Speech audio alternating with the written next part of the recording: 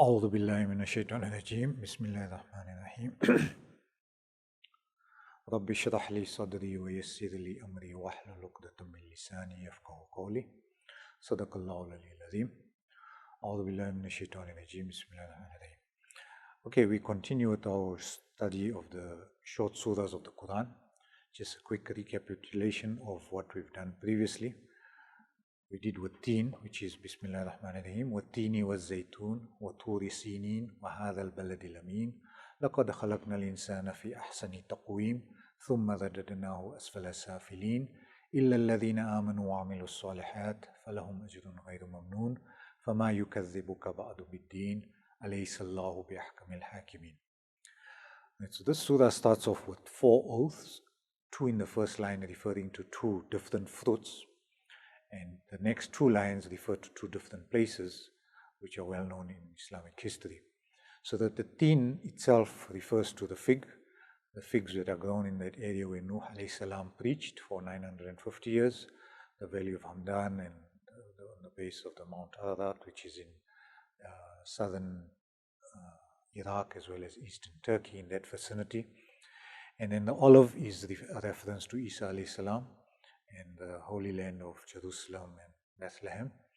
Then we have 2 places, which is Turi Sinin, which is Mount Sinai, where Allah and Musa alayhi salam had the conversation, as well as the secure town, the Hadha al-Balad al-Amin, reference to Makkah and the reference to Muhammad sallallahu alaihi wasallam, where he was born and where he grew up.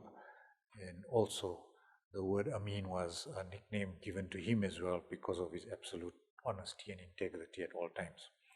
Now, the significance of all these things is not so much about the place or the fruits. It's more the message that was given at this particular time, points in time, and by different great people. So what we take out of there is the universal message of Islam, which is the Tawheed that we need to believe in, and the day of accountability.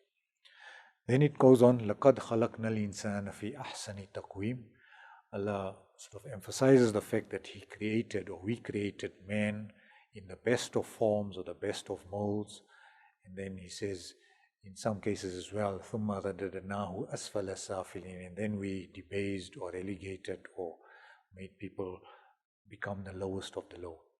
Now, if you look at this, is the like kind of human destiny where all people are created with fitra, the universal human quality of innocence, and it is how they are sort of made to grow up and the kind of education they receive and where they sort of are brought up in that changes them either to be on the good path or on the evil path. And you can either rise above the level of the animals, because the animals are also a creation, where that creation works by its instinct and according to its DNA that it's molded into. It knows how to hunt and find food for itself. It knows how to procreate, and that's the reason of an animal's existence, simply to eat and drink and procreate, as it were, and serving another need in some other part of nature. And the faculties of thinking and of morality and ethics is not granted to animal beings. So animals don't have this, and therefore, in the case of human beings, we can actually rise above them, in that we are the best of molds. We have a brain that can think, and we can decide for ourselves, and we have decision-making powers.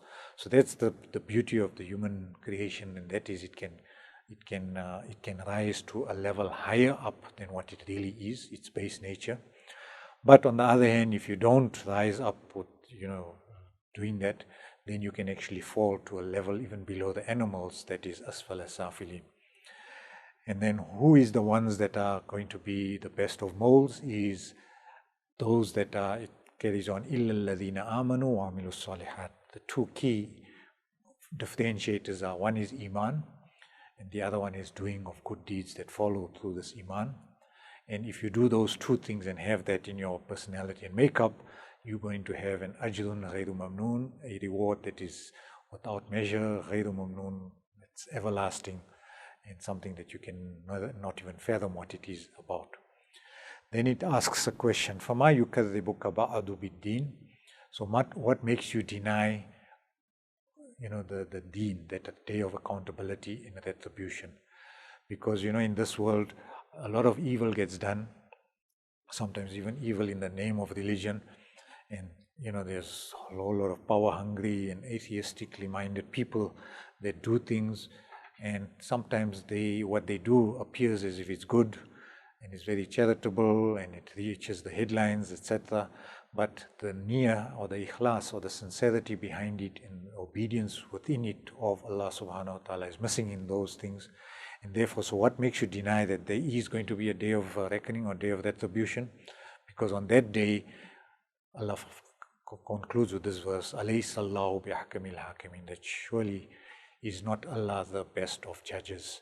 In other words, when people in this world can get away with the evil and the sin they do, and it almost seems as if there's no accountability, but one day is one day, and Allah will be presiding over everybody's future and giving due reward to those who have earned it, and those who have not, obviously, will see the punishment that results out of their misdeeds.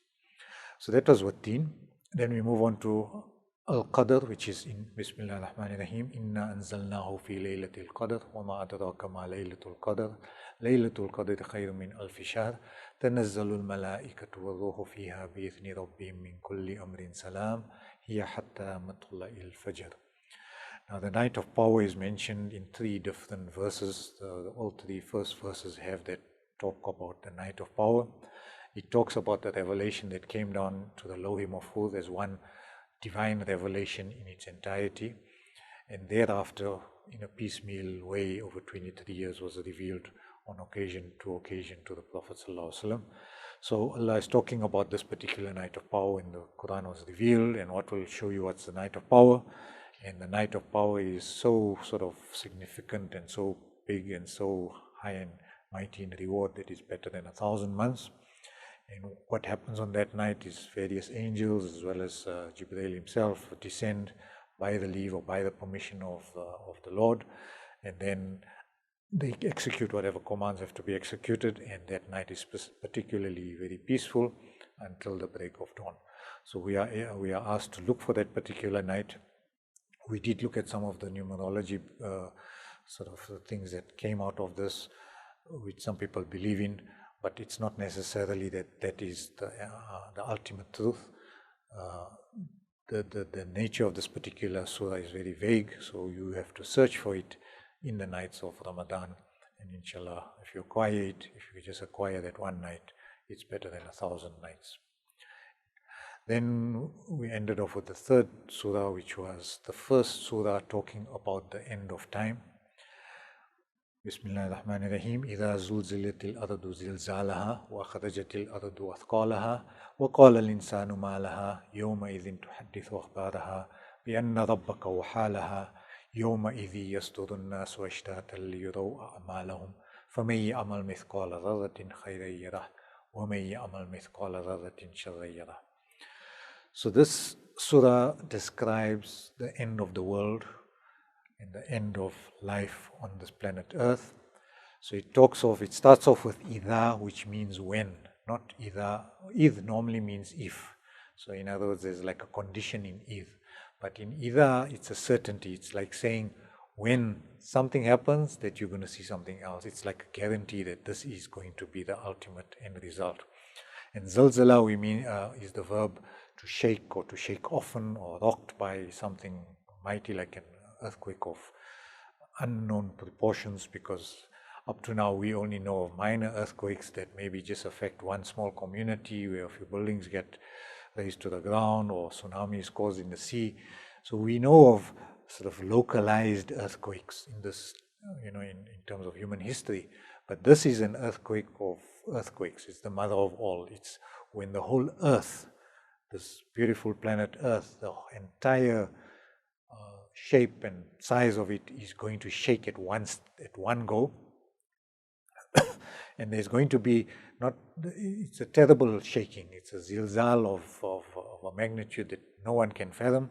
وَأَخْرَجَتِ الْأَرْضُ أَثْقَالَهَا. And what's going to happen on this particular day is that the earth is going to shed off all its burdens or all the weight that it had. So we all know that the mountains and what lay below it, there's a whole lot of resources, mineral and other rich resources. And even if you look under the sea, there's gases as well as petroleum that's to be found. So all that is going to be sort of come out in the open, and it's going to be shaking to such an extent that it won't have any worth anymore, and it won't have any of that weight that it had in this earth. It's just going to be banging against each other, and everything is going to be smashed to smithereens, as it were. Now, on that particular day, man is also going to be sort of come out of the graves, and man is going to say, what is this matter with this earth? What's going on? I mean, we haven't seen something like this. Now, Allah describes that particular day. He says, Yawma idhin, on that day, tuhaddithu akhbaraha, that you're going to see, all the chronicles, all the history, all the events of this earth are going to come out to show and speak for themselves, to say, on this day, this and this happened on this patch of earth. It was done by so and so, and this was the end result. So you're going to see, or it's going to be a relation of all, all that has happened.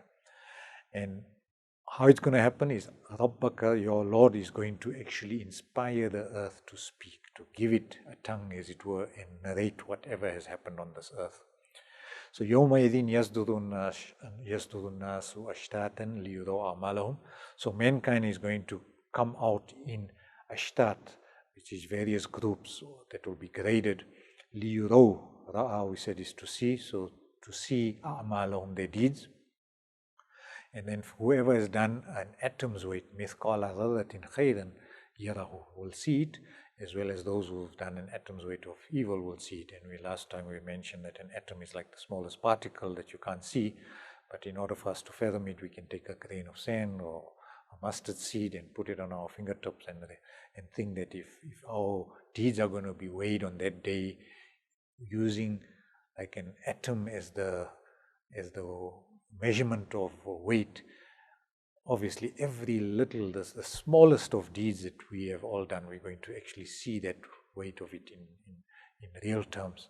And obviously if we did evil likewise, we're going to see that as well. So this is the first of the 4 surahs that we're going to study, where the end of time is being described in such vivid detail and in such horrific description, something that we have never experienced, and it's coming for sure, and it's going to happen.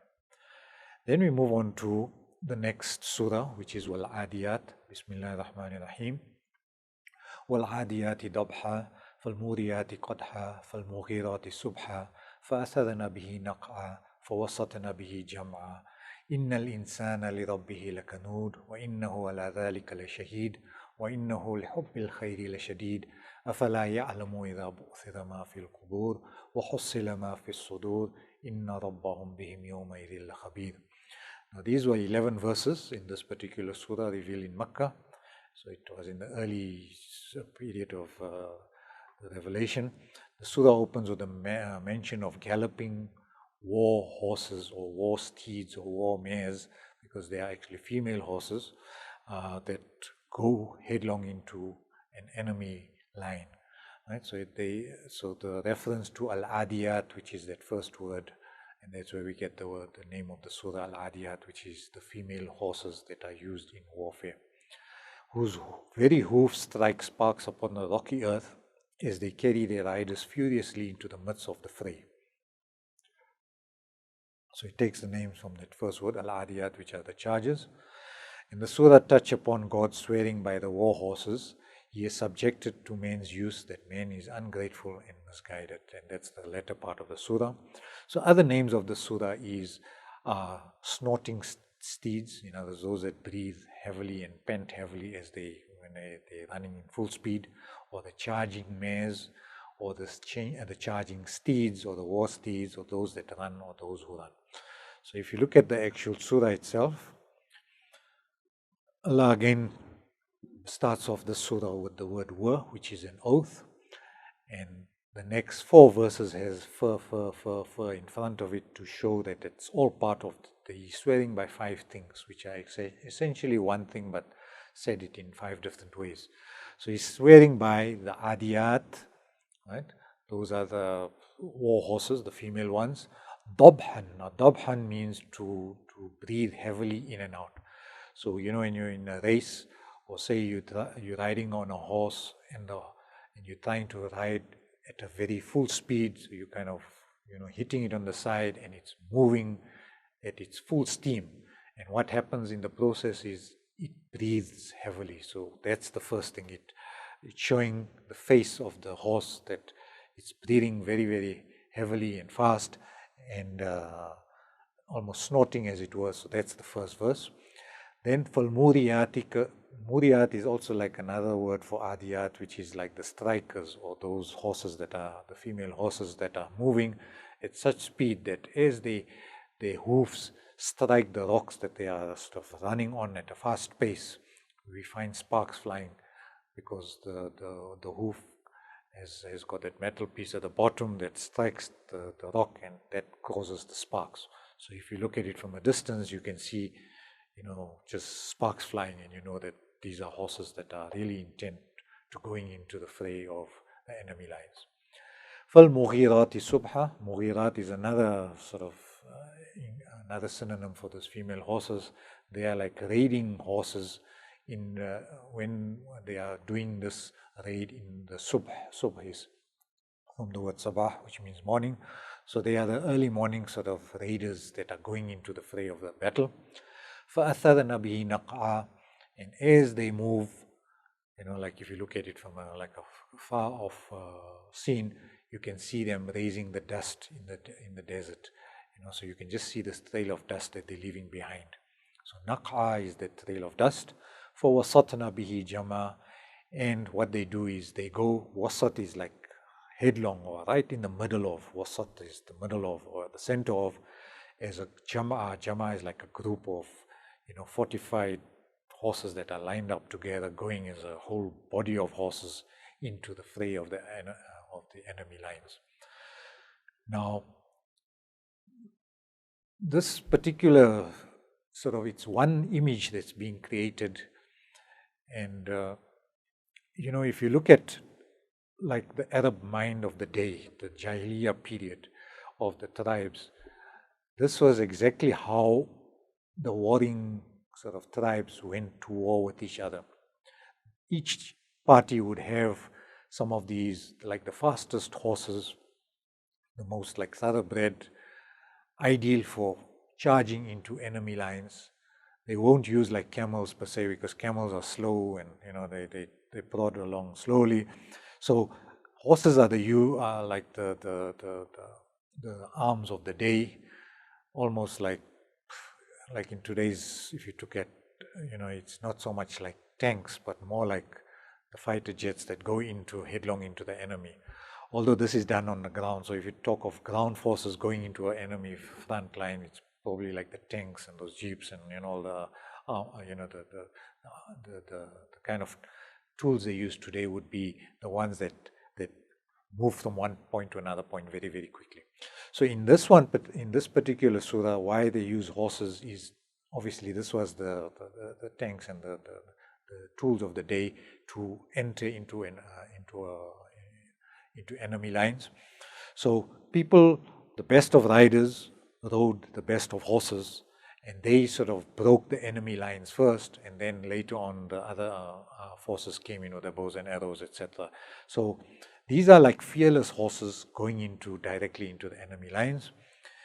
Now, this is, Allah is swearing by these horses that are doing this and are described as this. And then it talks about the real object of the oath, and that is what is it being said about these particular horses. Allah makes a point. He says, surely man, innal insana li rabbihi lakanud, that surely man is of his Lord very lakanud. Lakanud is ungrateful, or doesn't show the shukr and the hamd that's necessary.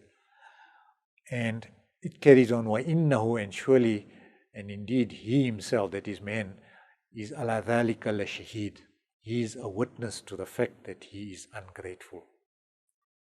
وَإِنَّهُ لِحُبِّ الْخَيْرِ لَشَدِيدٌ, and he is indeed, for the hubbul khair means the love of wealth or love of goodness or the love of the blessings of this earth, he's very lashadid, he's very avid, he's got an insatiable lust for having the goodnesses of this world. So that's the way he leads his life. He's in pursuit of this hubbul khair throughout his life.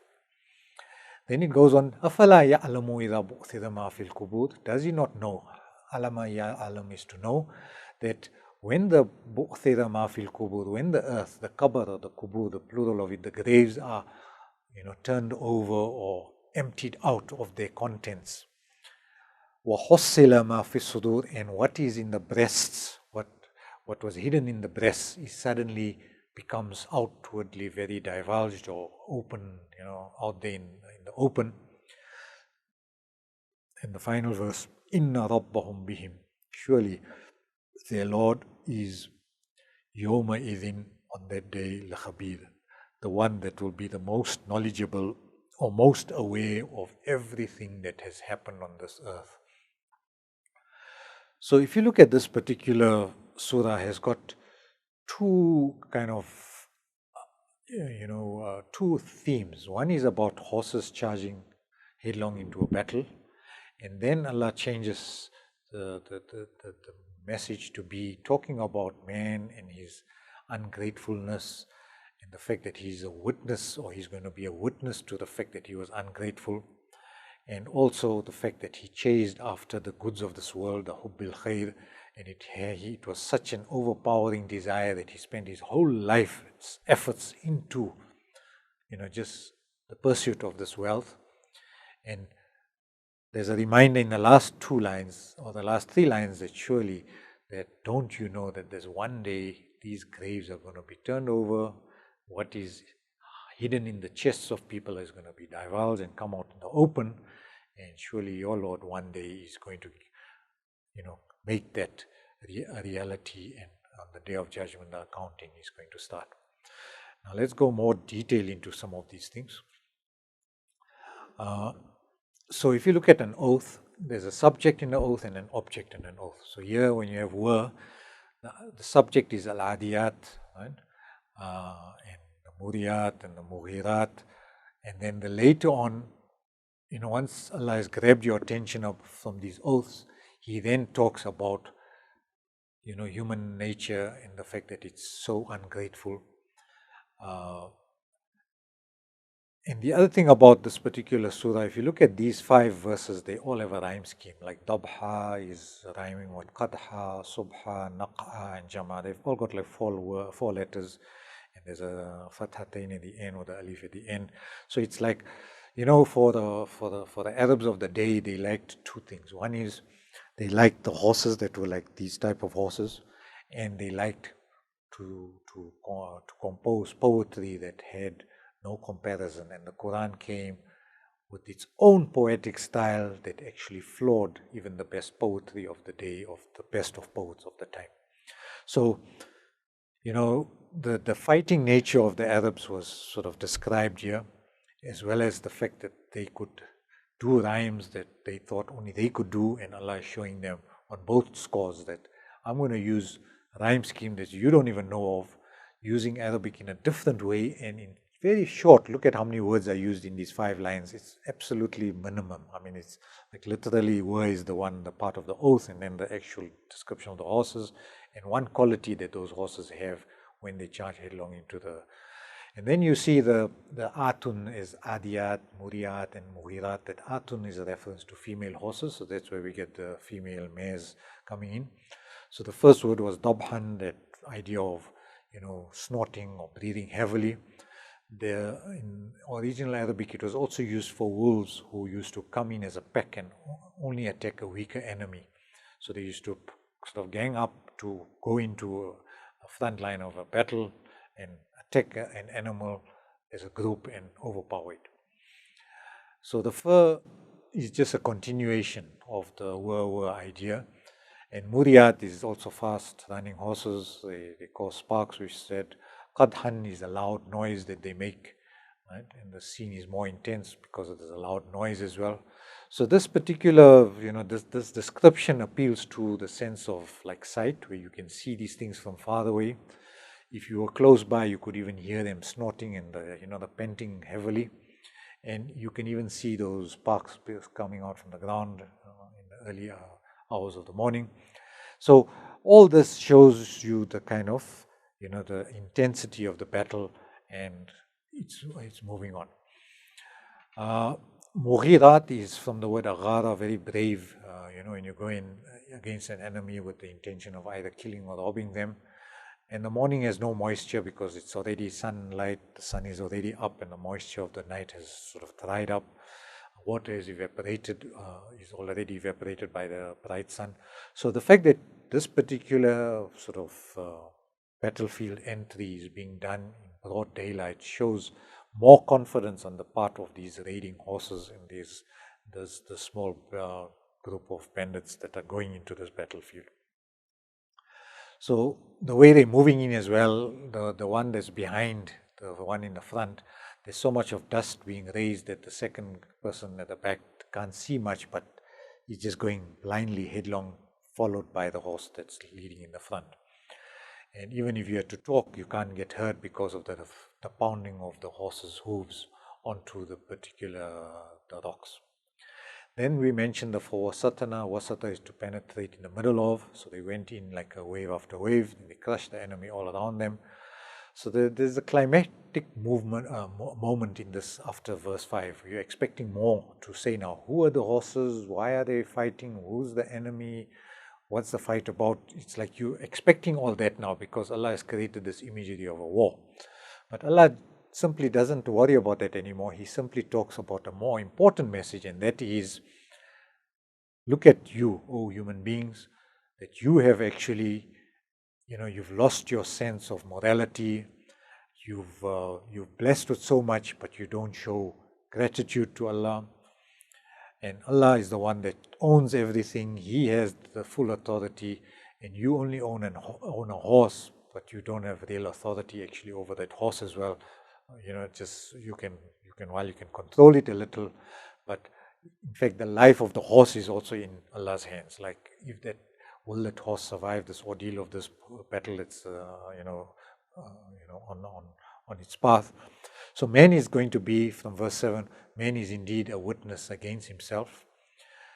Now shahid is different from shaheed. Shahid means it happens at one occasion, at one time, where the shaheed happens all the time. So man is being a witness against himself at all the times, because all your organs, your body parts are going to testify against you in what you did in life, and makes you think deeply about your life and your purpose in life. And verse 8 talks about you've been avid in your love for this worldly goods, and you were tied up, shadid, very, very intricately with all these things that life sort of gave you. And people think that wealth is something that you need to strive, and we all get so busy in striving for this that we forget the higher nature of human beings and what the wealth is actually there for as well, in terms of the purpose of that wealth. Then verse 9, whatever the graves will shed their secrets. Verse 10, whatever is deeply hidden in the chest will also be brought out. And no doubt that day your Lord knows what is on the inside of you. In other words, in your heart and mind, your ikhlas, your niyat, your everything else. And also on the outside, and there's going to be no hiding. And everything will be very, very plain to see. Okay, so this particular surah talked of, the human being concept that, oh, insan, look at what you've done and what you've achieved in life. Now, if you look at the next surah, Al-Qari'ah, Al-Qari'ah carries on with the theme of Az-Zalzalah, which was 2 surahs before this one. So this one is again talking of the Day of Judgment, and something that's going to bring in the advent of this particular day. So, Bismillah ar-Rahman ar-Rahim, Al-Qari'ah, Al-Qari'ah, wa ma adraka mal-Qari'ah, yawma yakunu an-nasu kal-farash al-mabthuth, wa takunu al-jibalu kal-ihni al-manfush, فأما من ثقلت موازينه فهو في عيشة راضية وأما من خفت موازينه فأمه هاوية وما أدراك ما هي نار حامية. So this is another surah talking about the end of time, revealed in Makkah, 11 verses talking about this catastrophic event or day. Qari'ah can mean the catastrophe. It even means the calamity or the clatterer or the crashing blow, or the day of noise and clamor, the disaster, the great calamity, the great pounding, the smiter, the stunning blow, or the rattler. So it's got various connotations. From the verb qara'a, you get this idea of something that's hitting against each other all the time, because it's a hitting that's going to result in the end of the earth, where mountains are going to hit against each other, the oceans are going to, that water is going to be another body of water that's going to also hit against all this and help in the crushing that's going to pulverize everything. And it's the cataclysm that's going to happen at the end of time. And everything will be leveled to usher in the resurrection day, which is the ultimate judgment day of every human soul. So it basically talks, it's ushering in the new world order of the day of judgment and what follows after it, the day of reckoning, and with it, those that are going to Jannah and those that are not going to make it. Alright, so if you look at this, the Surah Al Qari'ah, we said it's the catastrophe or the rattling noise. What is this rattling noise? And also what will make you understand, or what will make you fathom what is this Qari'ah? So it's a word that wasn't used very often at the time when it was revealed, and Allah gave it a specific meaning referring to that particular day, and it's repeated 3 times, 2 as questions. The second verse is a question: what is a catastrophe? And wama adraka, what will make you understand, or what will make you show, or what will make you fathom what is this Qari'ah? And then it goes into the actual description. It says Yawma, one day, or that day, Yakunun nas, man will be, ka is like or as, farash is a moth or a small insect, mabthuth, scattered. Right? In other words, man is going to appear like something so insignificant, almost like a moth that is scattered, flying helter-skelter, going this direction, that direction, not actually knowing where it needs to go. Normally a moth is directed towards light, but on this occasion it's just a whole multitude of billions of moths, kind of one going in this direction, one in the other, and everybody just, and the world having been crushed to smithereens as well. It's just a whole new world order. Then it goes on to describe what's going to happen to the mountains. وَتَكُونُ الْجِبَالِ, Jabal is a mountain. كَالْإِهْنِ الْمَنْفُوشِ, Ihn is wool, and manfush is carded wool. Now, carded wool is like wool that, if you look at rough wool that you get from an animal's back, they normally scrape it with a fine teeth comb, and they scrape it to such a point that they get wool strands out of it, and then the wool is made into like a bundle, and then it's used for manufacture. So you're going to have jibal or jabal, mountains that are of all different colors and hues. So you get mountains that are black or brown or green as well. You get orange. You get all shades, all different colors of this rock formation that is going to be smothered down into smithereens. It's going to be like literally crushed to such a point that it's going to become powder. It's going to look almost like this carded wool, like wool that will now, something that we thought had weight and thing to it. Now it's going to become like very fluffy, and literally a small wind can actually blow it away. So mountains that were like pegs in the ground, keeping the earth stable, will suddenly lose their weight and their stability and fly up and crush and hit against each other, and the sky is going to do it from the top and the earth is going to come from the bottom, and it's just going to become like a free-for-all, the world is just going to end. Then it goes on. So those are the 2 things. Man is going to look like that, and the earth is going to be looking like that in verse 4 and 5. Then it goes on to the description of the day of judgment. For amma, as for the one who thakulat, from thaqil is a heavy, whoever's mawazin scales are going to be thaqil or heavy, that person, for huwa fi ishatin radiya, will have a very pleasant or pleasing life, a life that with no worries whatsoever. Everything, that he really needed in life, whether it's food or shelter or anything, all the needs in life will be like catered for and done in a grand scale. You'll have such pleasing life that you'll wonder, this world and the most pleasurable of life of this world will not be equatable to what you're going to see when you have this fi ishati radiyah in Jannah. Then he describes the second category. وَأَمَّا مَنْ خَفَّتْ Khafif is light and thaqil is heavy. So whoever's scale, mawazinu, is going to be khafif or light, he's going to have another kind of an abode. For ummuhu hawiya, his home will become this abyss, this Jahannam, the fire of Jahannam. وَمَا أَدْرَاكَ مَا هِيَ, and what makes you, sort of what will show you or grant you that understanding of what is it? Narun hamiya, nar that is got so much of flame in it, absolutely scorching, which is 70 times worse than the kind of flame we can experience. The hottest flame you can have in this earth, this fire is going to be at least 70 times more.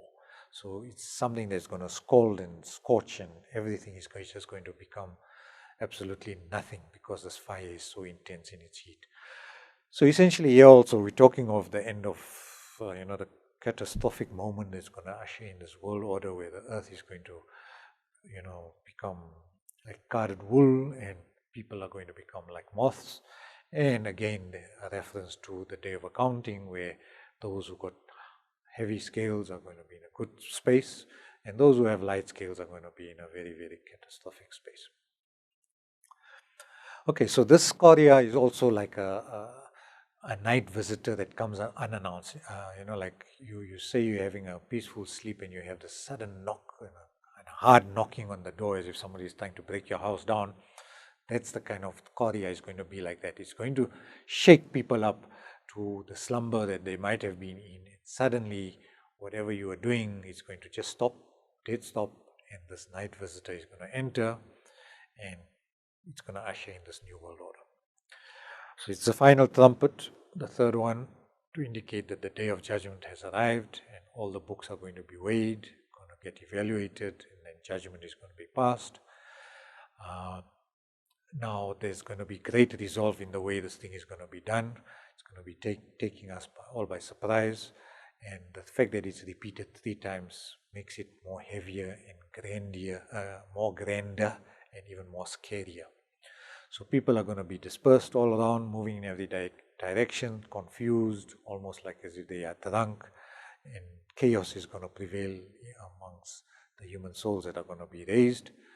And the word mabthuth is from the word batha, which means you're going to be like feel divided. You're going to feel this element of loneliness because now you're going to stand on your own, sort of literally on your own feet, and you're going to be answerable for your own deeds with no one helping you whatsoever. So you're going to be like those scattered moths, each one only worrying about himself.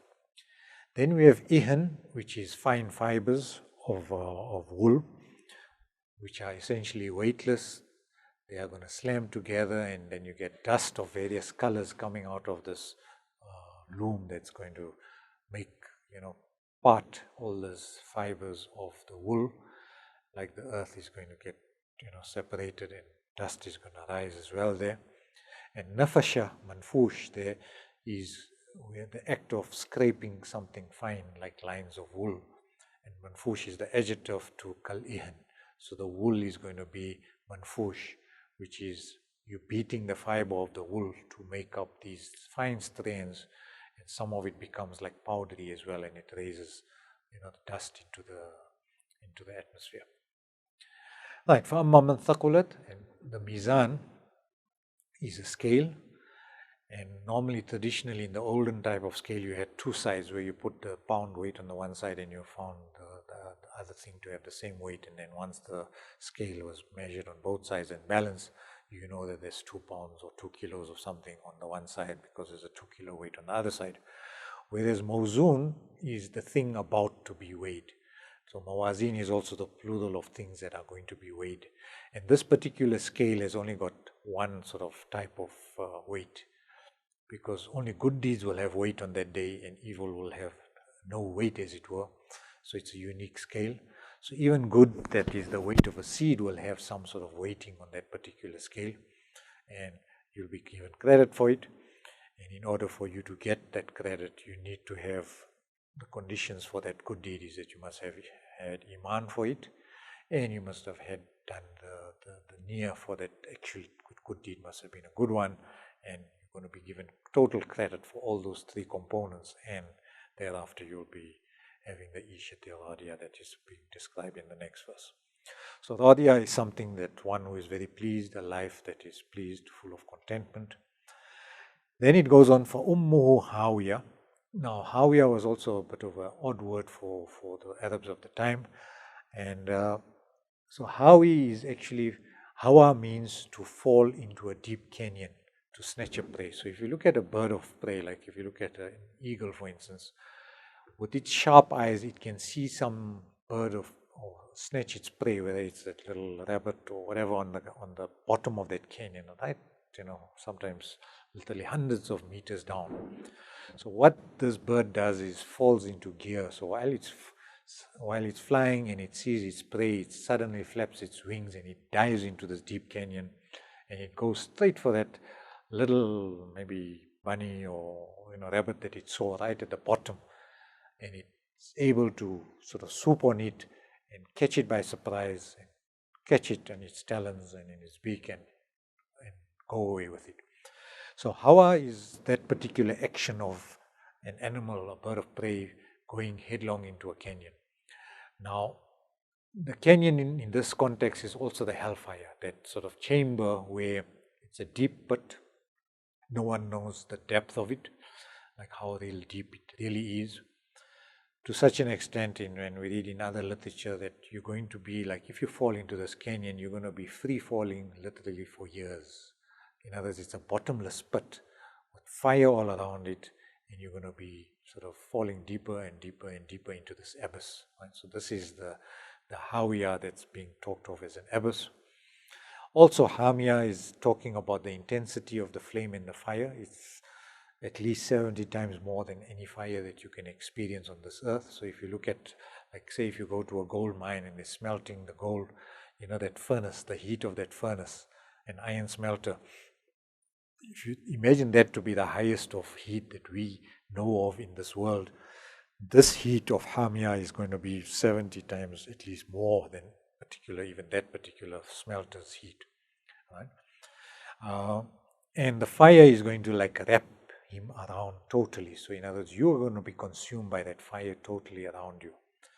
Now there's an Arab expression to talk about this Ummu Hawiyah, where it's like you fell off into a cliff, where you're looking so depressed, almost you are suicidal, right? So there's a very scary sort of image being projected in this particular verse for Ummu Hawiyah. Now even the word if you look at we normally refer to as the mother. Now if you look at, like in the case of a mother that's pregnant with this fetus in the womb of the child, in the womb of the mother rather, so this fetus is like covered by the mother, the womb, which is like the container around it.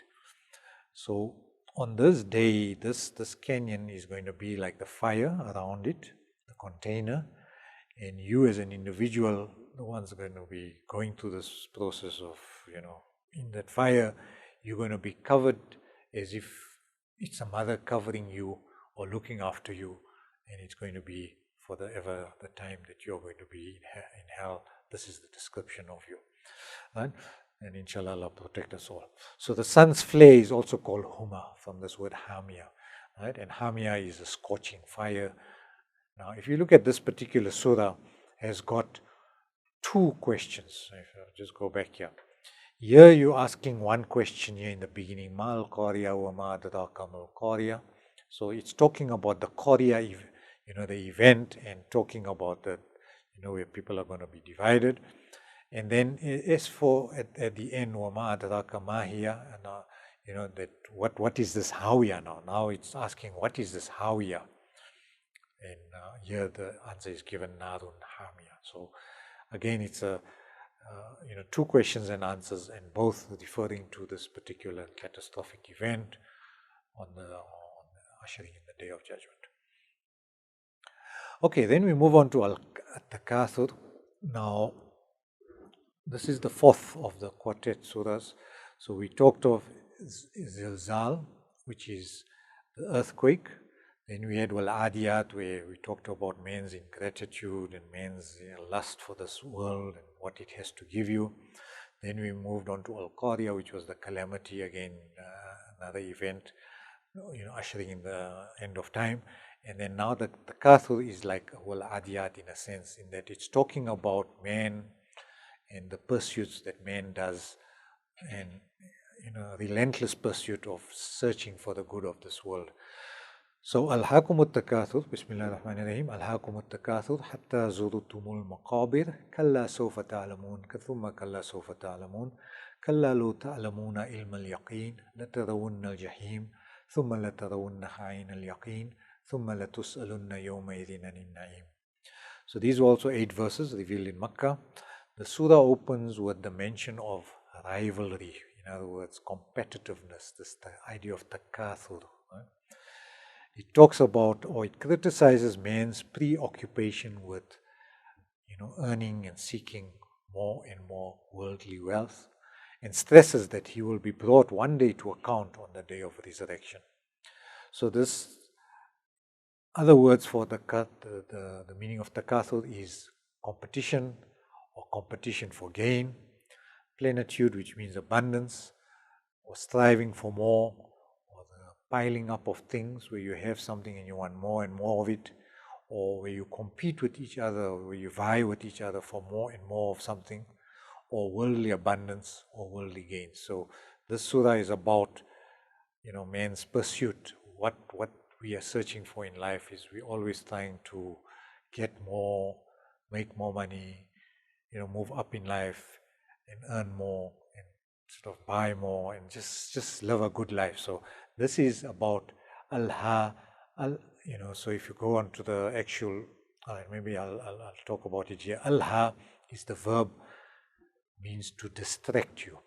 Now lahwun is amusement, or in another part of the Quran they talk about that what is this, that the amusements of this life, and in that particular verse they talk of 2 amusements of life, which is having lots of children and with it big families, so that you think you have a lot of like family power, as it were, and the other one is having the wealth itself, what resources or money or investments you have.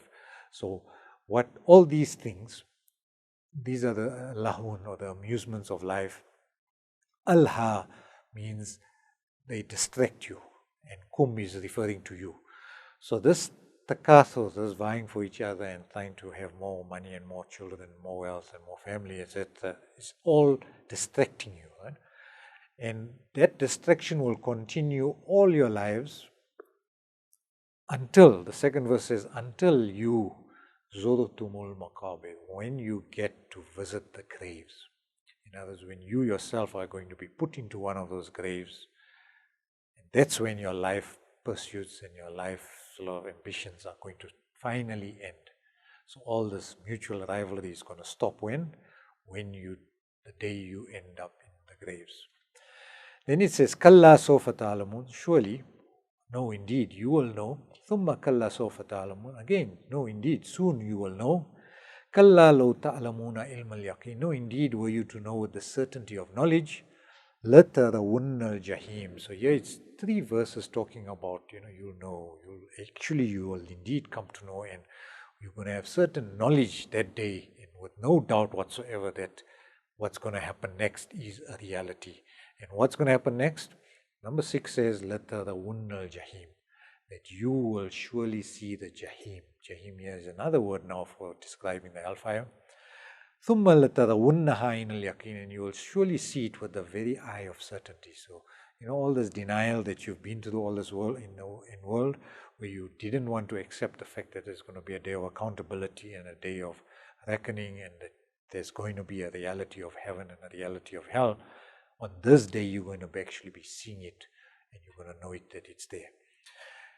Then on the last day also it says, ثُمَّ لَتُسْأَلُنَّ, Sa'ala is to be asked, لَتُسْأَلُنَّ يَوْمَ إِذٍ, one day, anin na'im. So all the little blessings that we have endowed you as Allah, we have given you over the span of your life, whether it was a 5-year lifespan or a 20-year or a 100-year lifespan, you're going to be questioned on that day about every single na'im, every single ni'mah or bounty that we blessed you with. You're going to be accountable for it. So very scary surah as well, because it's talking of something that, as long as we don't internalize the fact that there's a day of accountability or a day of reckoning and Jannah and Jahannam as two realities out there, we will continue leading our lives the way we want to. And this rivalry and the earth is just going to, gain, we're just going to be pursuing these things all the time. So if you look at Zilzal was talking about a shaking and an earthquake at the end of time, ushering a day of reckoning. Al Qari'ah talked about the rattling noise, was also talking about the hellfire. Now this surah is talking about what brings you into hellfire. So it describes that lahun, that entertainment, that worldly life, that play, that amusement that we all so involved with. And alha is like just keeps you busy, keeps you distracted, or keeps you away from the important things. So takathur is a plentiness, or the desire for having a lot. You are competing with each other all the time to acquire more. You are also comparing yourself with others, because you can never see somebody else have more than you, and you feel you want to have more, just like how that one has got it. And you're always trying to play catch up. In other words, you're trying to achieve that higher status, that more wealth, etc. And you take pride in having more. And then once you have it, you kind of bask in the glory of your achievements, and you think you've reached, you are it, and you are the greatest. And you forget, and then your ego gets the better of you. So all of us are sharing this desire to have more, accumulate more, and this sentiment is deluding us. It's past tense, like alha is like a past tense verb, has deluded you. So you got distracted from the truth or the reality. You forgot to look inwardly and take accountability yourself about your own deeds and about who you are. And sometimes the lies and deceit that you say or you perform. You must look into yourself and introspect before introspection is done on you, right? And you must have this balance. Now, we find that sometimes even time when we're chasing after the worldly goods, sometimes it's a car and we want a new model comes out and we want the better car or the cell phone and a better cell phone and more features, and so we get bored with what we have, and this life is such that there's continuous advancements and we want to achieve the better status and the better gadget. So this love for the worldly goods is going to be continuous. It's derailing us because sometimes we forget what's our true purpose in the process of seeking the goods of this world. So these are reminders sent to us. You forgot, you got deluded, and you must start taking your life seriously. And the only time, like we said, it's going to stop is when you visit the actual graves. And the word zara is used, it's like, because your stay in your grave is going to be a very temporary one. In fact, in other verses of the Quran, when they talk about it, they say some people think it was like a period of, like we might have lived 80 years and you think you're going to live for, like in terms of years, an X number of years in the grave, but that is just your, like a halfway station to the akhirah. So you're just going to go there for a short while only to be resurrected and then answer for your deeds. Obviously, the punishment is going to start in the grave as well as if you are a good person. Your grave is going to be lit with fragrances from Jannah to welcome you in your grave of abode as well. And it's going to be a lighted sanctuary for those of you who are going to be sort of almost given the glad tidings even in your graves that you have done well in this world. And then the Quraysh used to take pride, even so much so about the dead people. So when they had dead people that were very noble in ancestry and part of the great aristocracy of the Quraysh, they used to actually write, couplets about the fact that our tribe has got so and so, although he's dead, but I mean, you are so and so in this world. So they took pride even in this ancestry.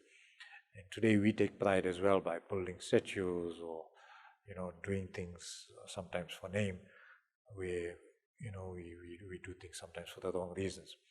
So even our graveyards are going to be turned into this takathur or rivalry, where sometimes somebody's got a bigger, stone or slab put there to sort of refer to who you were in this world. Alright, now kalla means no way. It's not going to happen. Sawfa ta'lamun, you will indeed come to know. Thumma is then, again, it's a repetition of that. You will really come to know about what this day of judgment is. The repetition makes it even more serious. Right, so, and they mentioned this yaqeen on 3 occasions. Now, if you look at this image, and maybe I'll stop with this image, it's a very interesting image that, in this world, if you hear of the fact that there's a fire somewhere burning, say you're living in a locality and you can see the smoke from a far distance. Now we know that wherever you see smoke, there has to be a fire causing the smoke. So on our one level of knowledge is ilmul yaqeen. In other words, knowledge that we have that is quite like it's proven by science that you cannot have smoke without a fire. So we have like that certainty of knowledge at one level that where you see fire, then you know that there is you see smoke, then you know that there is a fire. Right?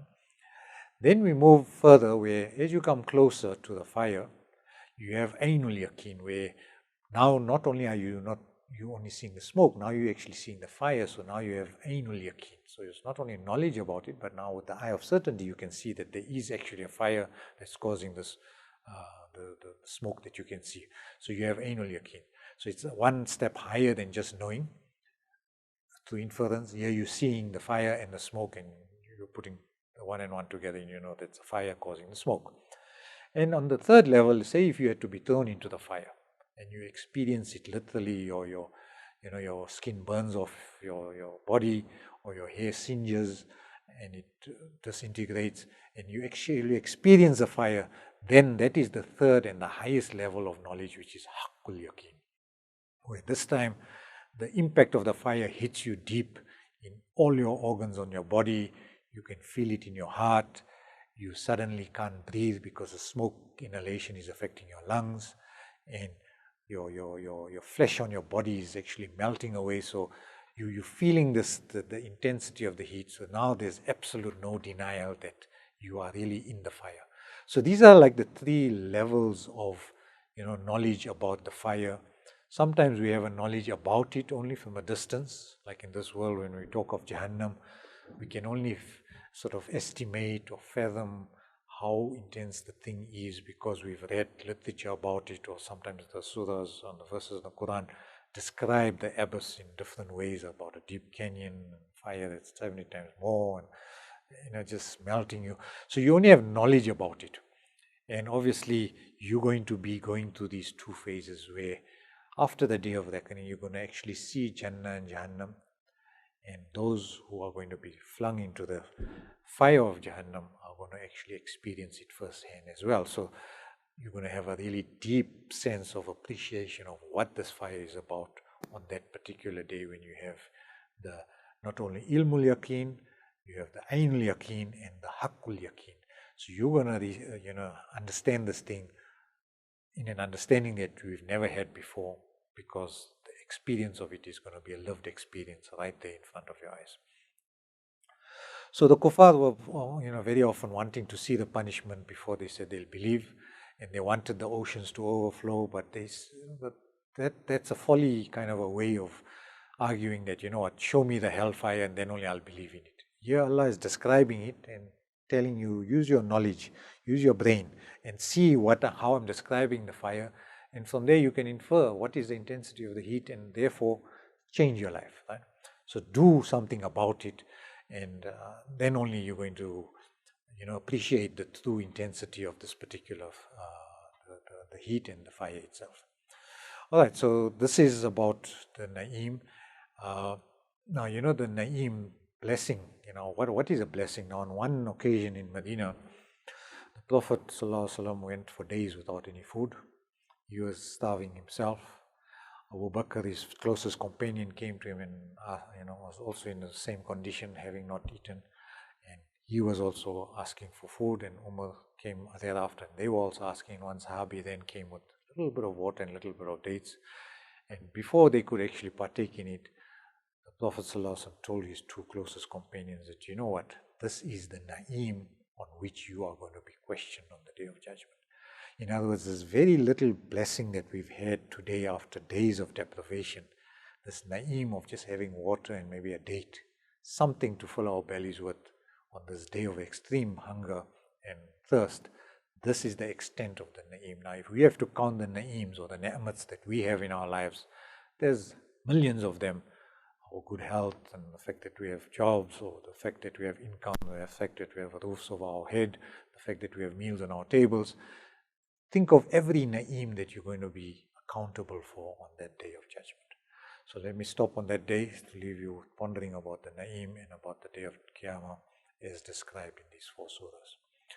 Let's stop with Wal Asr. Bismillah ar-Rahman ar-Rahim. Wal Asr, innal insana lafi khusr, illa alladhina amanu wa amilu s-salihat wa tawasaw bil haqq